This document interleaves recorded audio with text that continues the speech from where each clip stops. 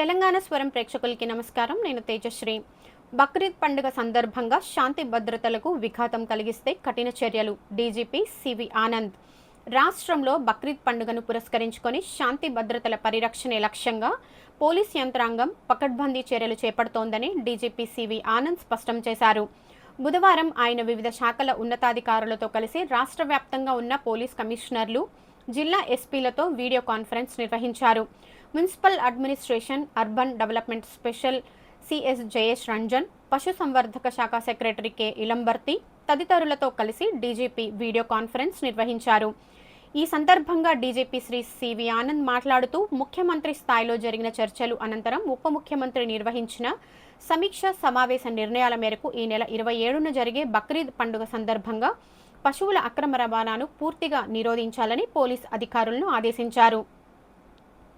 బక్రీద్ పండుగ ఇతర పండుగల కంటే అత్యంత సున్నితమైనదని, ప్రస్తుతం నెలకొన్న పరిస్థితుల దృష్ట్యా రెండు వర్గాల మధ్య ఘర్షణలు తలెత్తకుండా అప్రమత్తంగా వ్యవహరించాలని సూచించారు. ఇటీవల పశువుల అక్రమ రవాణా ఘటనలు వెలుగులోకి వచ్చిన నేపథ్యంలో స్టాండర్డ్ ఆపరేటింగ్ ప్రొసీజర్ అమలు కోసమే ఈ వీడియో కాన్ఫరెన్స్ ఏర్పాటు చేసినట్లు తెలిపారు.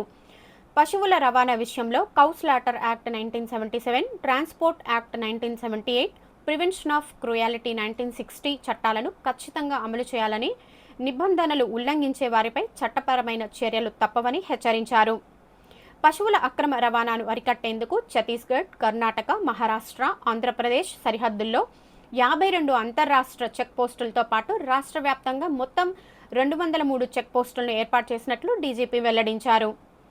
అనుమానాస్పద ప్రాంతాల్లో తనిఖీలను ముమ్మరం చేయాలని, ముఖ్యంగా రానున్న 15 రోజుల్లో రాష్ట్రంలోని వివిధ ప్రాంతాల్లో జరిగే పశువుల సంతలపై ప్రత్యేక నిఘా ఉంచాలని అధికారులకు దిశానిర్దేశం చేశారు.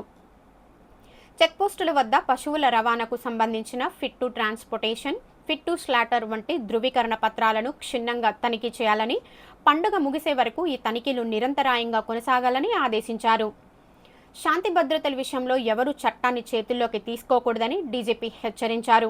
పశువుల రవాణాపై ఎవరికైనా అనుమానం ఉంటే పోలీసులకు సమాచారం అందించాలే తప్ప నేరుగా రోడ్లపైకి వచ్చి ఘర్షణ వాతావరణం సృష్టించకూడదని ఖురేషీలు, గోరక్షక బృందాలకు సూచించారు.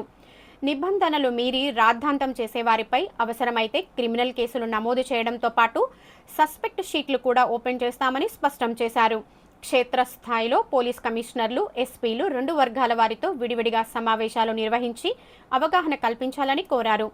పోలీస్, మున్సిపల్, పశుసంవర్ధక, రెవెన్యూ శాఖలు సమన్వయంతో వ్యవహరించాలని, ఇందుకోసం ప్రత్యేక వాట్సాప్ గ్రూపులను ఏర్పాటు చేసుకొని సమాచారాన్ని ఎప్పటికప్పుడు పంచుకోవాలని సూచించారు.